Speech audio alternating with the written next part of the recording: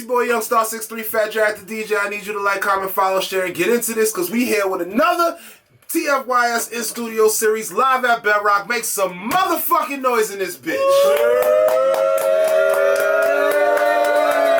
Starting my bullshit early, slurring a little bit, but we gonna get it together. It's your boy Young Star 63. Like I said, we live at my home, BEDROC Studios, and we sit with my good friend MC Kev. MC Kev, talk to the people. How you feeling, bro? What up, man? I feel good, man. I feel great. You know, it's an honor and a pleasure to be here. First, let me just say that. Thank you. I appreciate the BEDROC family. Of course, you know my guy Killer, producer, engineer extraordinaire. You know, and I'm ready to get it going, man. That's what's up, bro. That's what's up. Appreciate you coming out. I'm gonna start this interview the way I started with everybody. Who is MC Kev? MC Kev, born and raised in Mount Vernon. He's an artist. I don't like to call myself a rapper. You know, I'm an artist. He is a person that's very creative. That's always looking for a creative way to express himself. Yeah, that's me in a nutshell. I like that. Short and sweet. People be coming in here trying to fucking write essays and be philosophical, like, you know, philosophical about this shit. Nah, this is me. Hold that shit. Alright, so where did it start? Especially, you know, being in Mount Vernon. Like, I know this is a musical city. I know we're very connected to the big city. If not, you know, we like the 6th borough up here in the 914. Right. So what was the point for you where you knew that this hip hop music thing was the path? Like, this is what we're doing.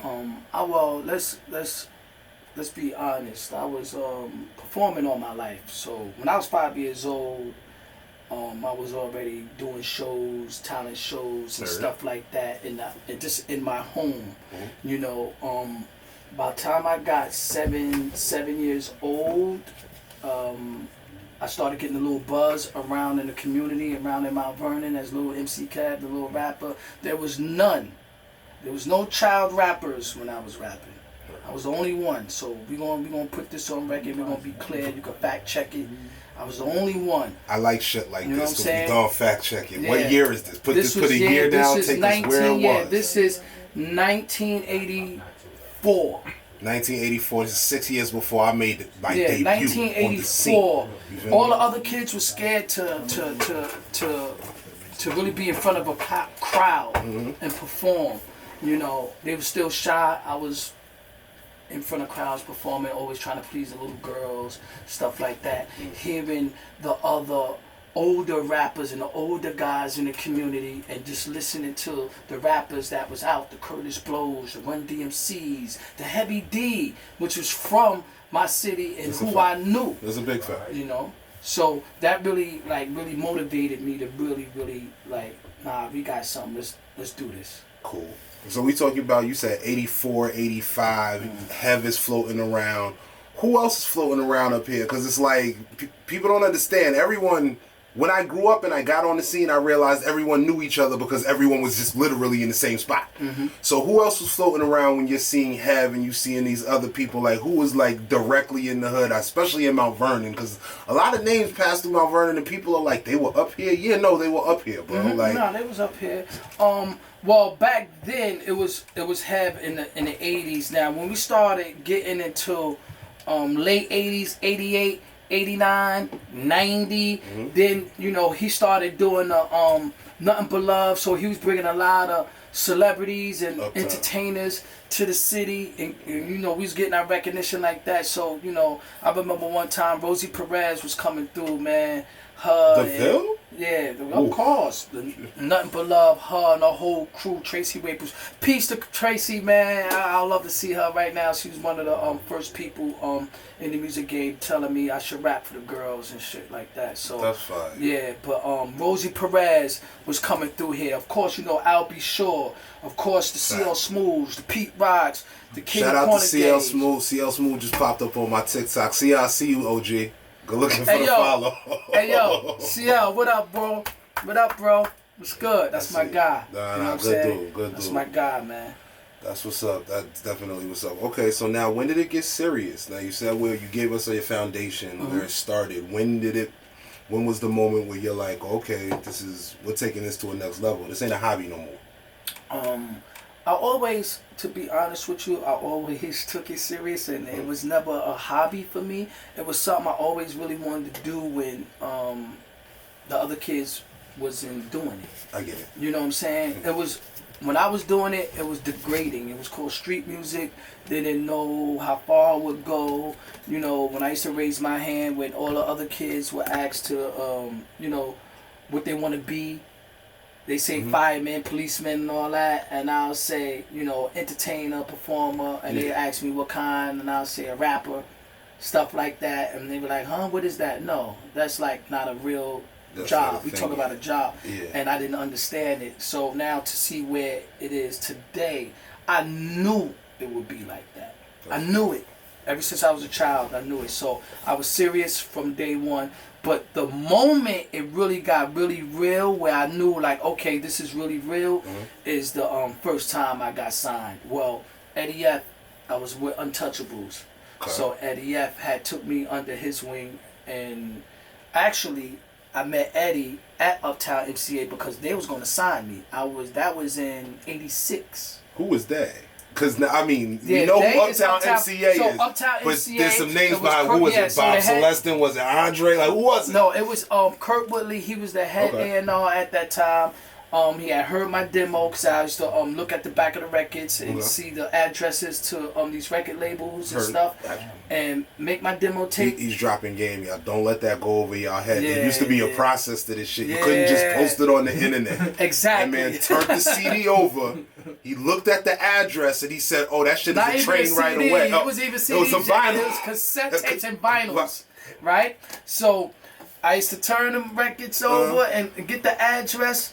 Right, put my demo in, send it. I finally got a call back. Oh wow! And they called my mom and asked my mom about me, but I was in school. Couldn't even answer the phone. So she happened to be on her break and came home. But when I came home, she was so happy to tell me because she knew I wanted to hear this news. That's a fact. And that was like the real defining moment for me right there. Because I brought my whole family to Uptown saying, you'd have thought outside in a multi-million-dollar deal. I brought my whole family down there. They knew I was hood because I just thought I made it. You know? So that was a real moment for me right there. That was the beginning of the first moment, the beginning of the first letdown. I get it. Damn. All right, I get it. So what is the process from mom's getting the phone call to you getting the paperwork? Is that what happened? Yeah. Well, once my mom got the phone call, they wanted to meet me. They wanted to see if I was a cute kid live and live in color because, you know, in the entertainment world, you know, that's why the visual is everything. Fair. You know, they wanted to see, can they market me? Am I able to sell? They like my music. Now, how do I look? So when they see me, you know, as this little kid, man, I had hair at the time, nice curly hair, brown skin, little cute little kid, man. They went crazy. They loved me, and we was working the situation out to come out with a record, but there was no child rappers at the time. They didn't know what can we do? How do you sell? We know we like them. We know we can make some money off of this, but it's never been done. How we gonna do it? So basically, they just started grooming me. Heard you. That's what's up. Okay. Where was the fall? Like, I want to say, where was the fall down from the ups and from the start of the grooming? Are we going up? Are we going up? Where did it go left to the point where MC Kev does not become a thing or did not come out at that particular time? Like where did the path shift? Like, okay, the path shift. Now the path shift from. Once I split with Eddie around 9th grade, so Eddie F was running Untouchables. He had his management production. He was the first one to really give me the game into the music industry from the meeting at Uptown MCA that I had. So he was basically giving me just the ins and out of the music industry and just grooming me. Once that was developing, I started meeting other producers, Pete Rock, Kenny Cornegay, of course, K Money. What up? It's my guy. Excuse me. Spunk Bigger, of course, my other producer. That's who I do a lot of work with. Love you, bro. Much love. And then once that started happening, years later, it started getting sour because my music wasn't coming out. I'm ready. Yeah. I'm like, why I'm not coming out? What's going on? You know? So our relationship severed with Eddie. I severed the relationship with Eddie, but the beautiful thing that came out that relationship was the producer with Kenny Cornegay, which is K Money, because now I started exclusively working with him, and which led into him getting the label deal and signing me along with Changing Faces. If you remember the group Changing Faces back in the days, the duo Changing Faces, very dope. Sharice and Cassandra, we was label mates. And yeah, and that was through Big Beat Atlantic. So me, Little Ken, C's, and all of us, we was all label mates. We used to do dates and press together and all that stuff. Yeah, so it was a fun time, and that moment let me know, okay, it's really real now. Yeah, put a year on that. This is 1992. 1992, 91. 91 or 92?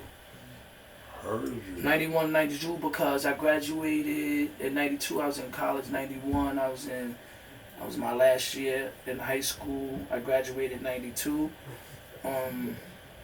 Yeah.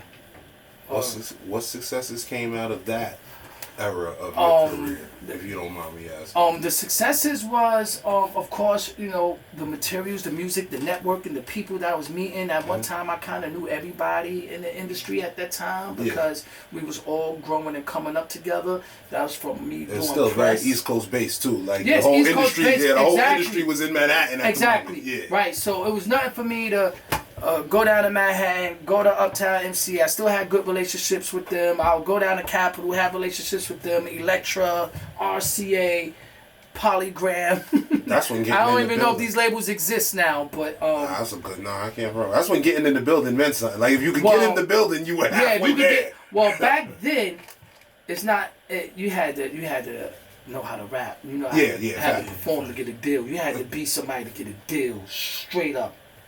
The 90s was hard getting a record deal. You had to be, you know, they wasn't just giving anybody no deal. Nah, I get it. You had to have a skill. Yeah. Absolutely had to have a skill.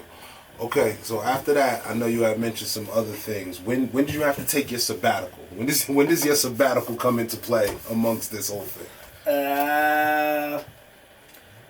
I want to say around.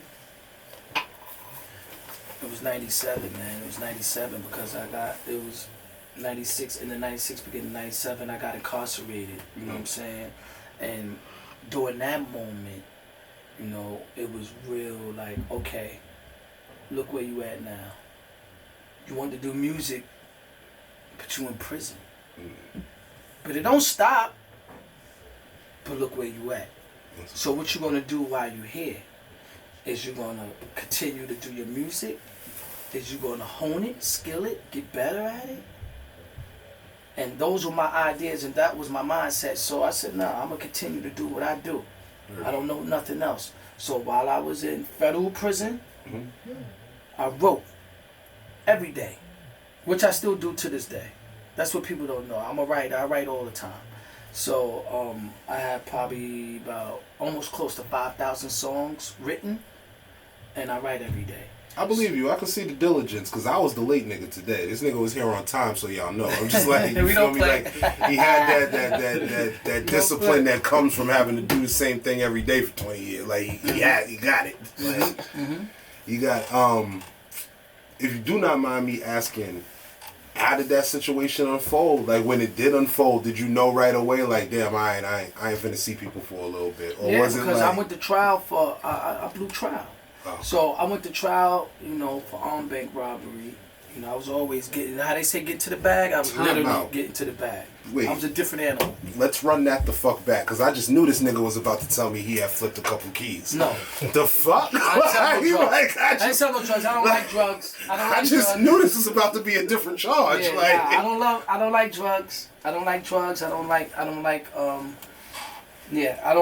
drugs. Your favorite rapper's a bitch. MC Kev was out here den of thieving shit, my nigga. Let me explain that. No, I had a team, man. We used to be bulletproof vest up and everything, man. We used to, you know, that was my rebellion. I get it. When things didn't go right for the music industry. And this is what I tell people, like, sometimes you got to be careful with your goals and your dreams, and you got to really safeguard it, because if you don't, people will infiltrate that and they steer you in the wrong path, and because they don't have your goals and your dreams. That's a fact.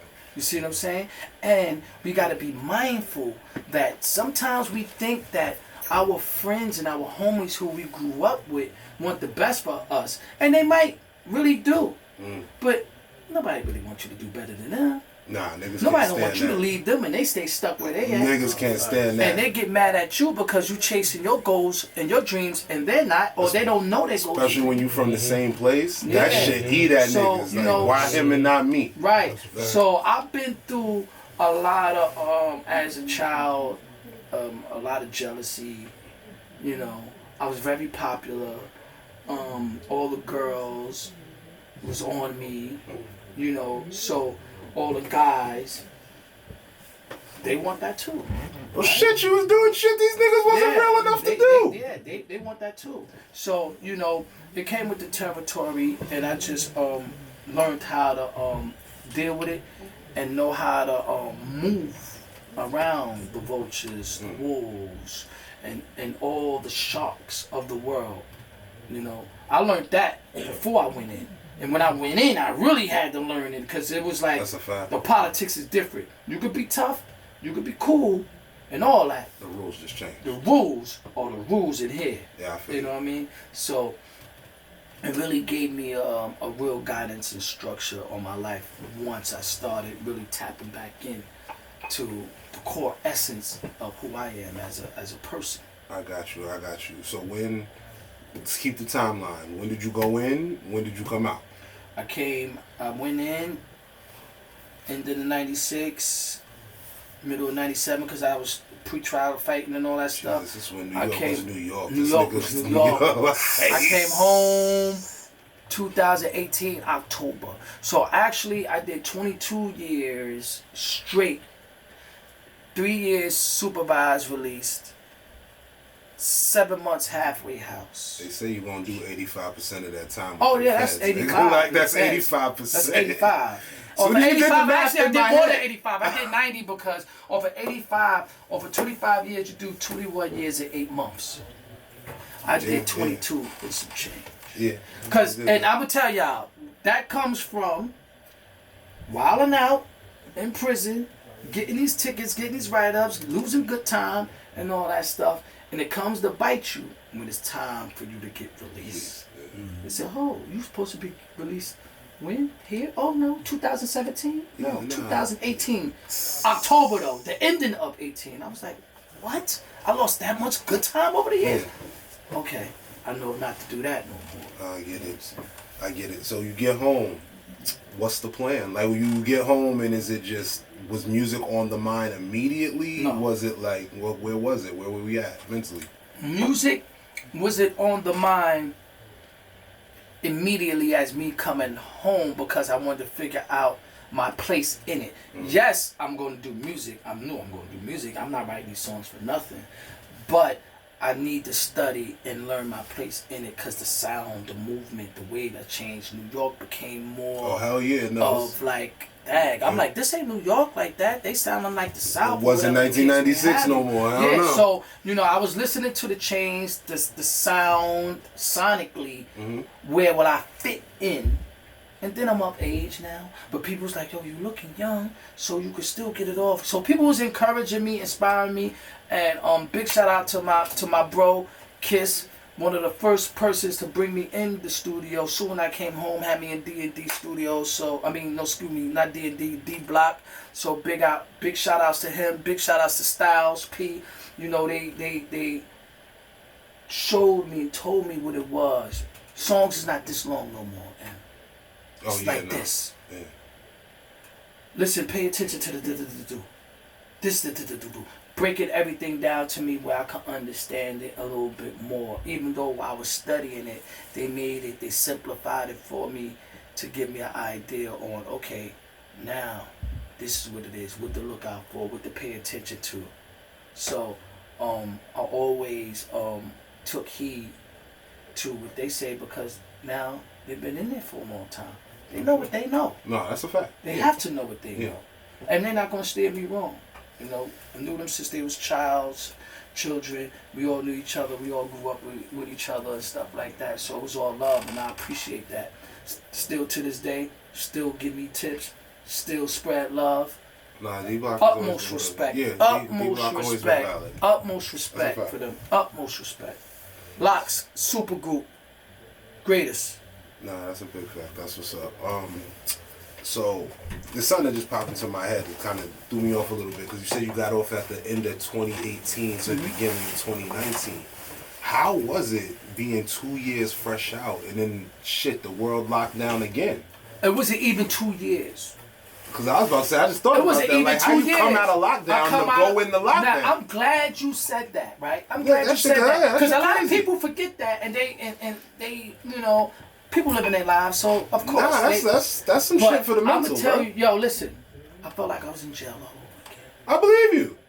I was distraught. I said I came home to be confined again. No way. So it was hard for me to be inside. Yeah. Me and my crew and my team, we had hotels. We found secret places. Yeah. We bring people over there. They like, but y'all gotta stay away from each other, you know, wear masks. I was like, listen, man, you don't understand I'm so in shape right now. Years, I'm so in shape. I don't know what this is. It's killing people, but it ain't gonna kill this right now.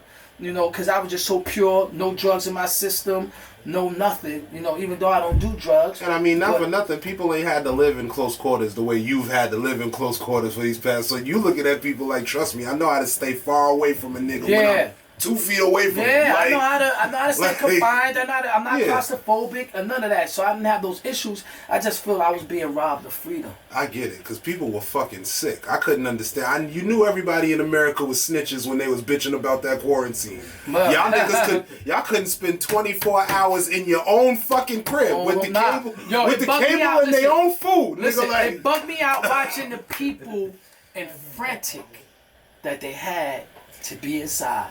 Of their own shit. Of their own shit. Me, I'm good inside. I'm not claustrophobic. This is what I'm used to, but I'm like, I'm free now. I gotta let my my wings spread a little bit. I gotta do something. So that's what it was basically for me. But you could put me in a closet and I sit there and meditate and won't panic or nothing. Trap the body, not the mind. Yes, sir. Yes, sir. I heard you. So now that we're past that, you feel me? Now we're post-pandemic. Mm-hmm. When was it like, we back on this music and we going now? Like when, I know you said Kissing Them gave you the green light, gave you a place to work and perfect the craft again. But when did you decide, like, all right, fuck it, no, we're not back outside, we're back outside and in front of the camera? Like, what's up? I started studying, I took heed to what they were saying, and a few other music industry people that I deal with. Mm-hmm. Kenny Money, of course, great friend of mine, my guy, still active, still in the game, doing his thing, and he's giving me tips. My producer, Spunk Bigger, producer extraordinary, super producer, giving me tips, sending me that heat, sending me fire. They said, just write, just keep on, just do songs. Mm. My main thing is I need beats, I need tracks. So once I started getting that, mm-hmm. then the vision started coming back to me, like, okay. And once I started seeing the emergence of my peers, people who's my age and stuff like that, doing their thing, winning awards, Killer Mike, winning Grammys. Yeah. That's a fact. I'm like, yo, that was so motivating and inspiring. And on humble too. It's not like he ain't on the radio every day. He ain't like just. I said, know what? It's my time. Symbols and signs is for the conscious mind, and it's my time. That's what's up. And that's what gave me that fuel, that fire, and that desire to burn it more like a furnace, and just ain't no stopping now. This is what I love to do. This is who I am. Big energy. I feel you. All right, so now that we're here, what exactly are we working on? What do you have cooking up for the people? All right, yeah, the good stuff. Yeah. Now, what I got cooking up for the people, I have probably almost close to 100 songs done. I'm a cooker. I got so many songs. They like, put them out. That's intimidating to today's crowd. I have a lot of songs. I'm a cooker. It's gonna be hard to outwork me. That's what I do. That's all I know. But now I had revamped my style.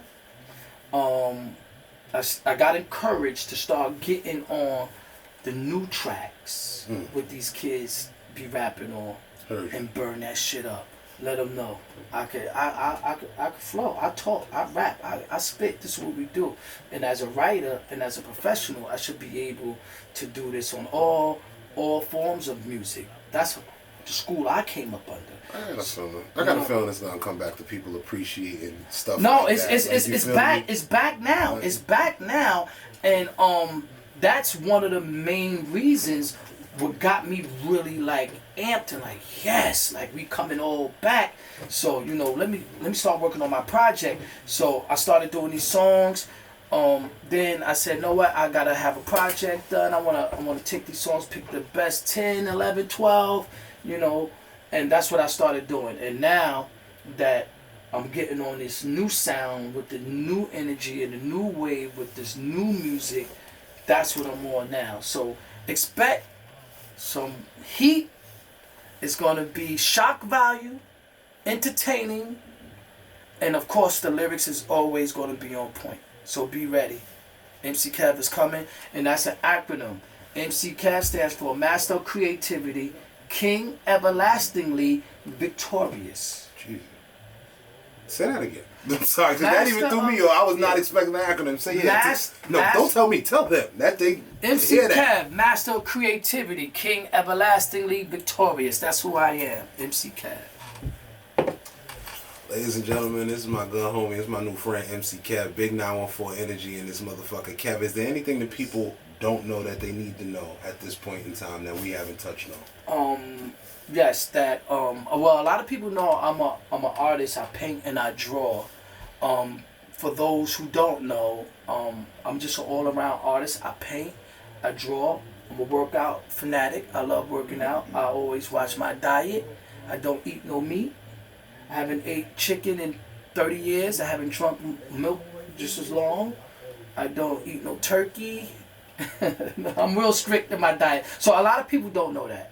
Because they see me and I might be sipping on a little something, and I know that I drink gallons of water a day, about 2 gallons, a gallon of water a day. Because no Diddy, this nigga's black's not cracking. As soon as he said he did 25 years in the feds, I was like, damn, they say you don't age in that motherfucker. But this nigga has not aged. Like, I'm trying to put, because like, that's why I tell you my age. No bullshit. I mean, the minute you're going to have to, because the minute when I asked you, put a year on it and shit like that, that's for in my own mental, like, well, if the nigga was shaking and moving in 84, that means he stepped on the scene in the 70s, like, but the nigga looked 25, so it's like, hey, like, let's put 2 and 2 together, How old are you for the people? I'm 50. 50 to new 30, let's go. Let me tell you something. Blacks do not fucking crack, bro. 50 look like this. No Diddy, my nigga, because I promise you I wasn't going to say 50. This nigga, that's 50. Let me go put this. And I'm in tune with my youngins. I'm in tune, I think it's a big division and a big gap between the young generation and the older generation. I agree.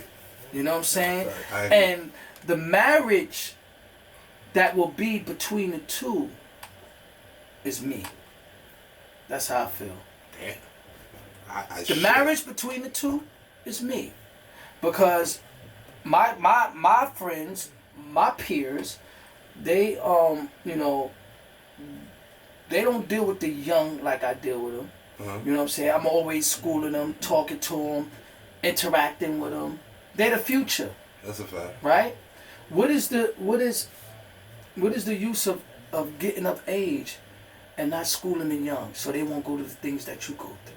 I get it. I also think I don't want to prejudge, but in just meeting you, I also think it's because other people your age aren't necessarily built like you. I'm skeptical about approaching some of the YNs. Mm-hmm. It's like, y'all niggas really have no code. Y'all have no respect. Mm-hmm. And like, I'm just chilling with you. Like, I ain't telling you what the fuck to do, and you at it with me. So I could imagine where it is with some of the cats that are older with me. Like, I'm really not squabbling with this little nigga. Yeah, right. You like, nah, nigga, I'm 5 years out. I've been whooping y'all little niggas asses as of 5 years ago. Yeah. I puppies to me. Yeah, nah, I totally get it. Like, nah, but like the thing, you know, the thing is the energy. You know what I'm saying? It's the energy. And excuse me. It's the energy. And I don't come like this. Yeah. The kids think that the older people always doing this, cause they are. Yeah, fair enough. You trying to you chastising. Yeah. You're not teaching.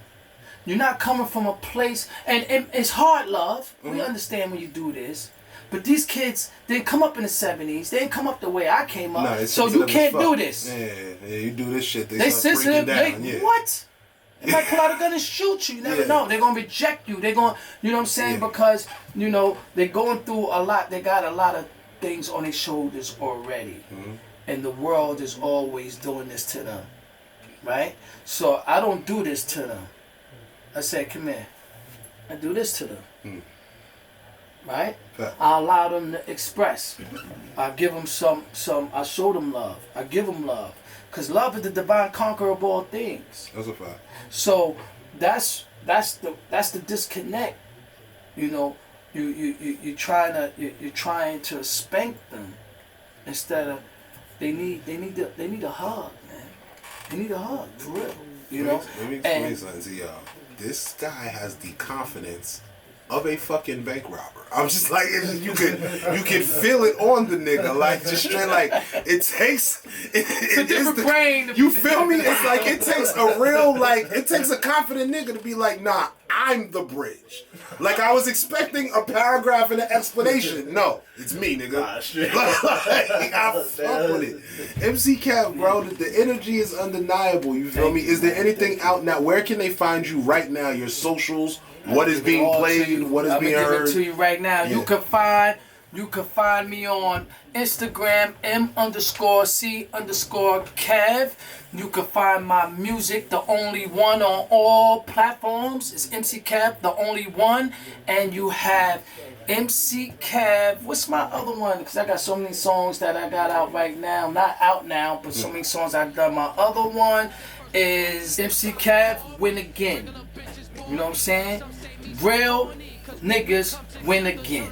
But it's win again. Because that's what I believe in. And I'm winning again. I'm coming, y'all. Thank y'all. You know, you want to listen to lyrics. You want to listen to good energy. You want to see a good performance. All around artists. Get at me.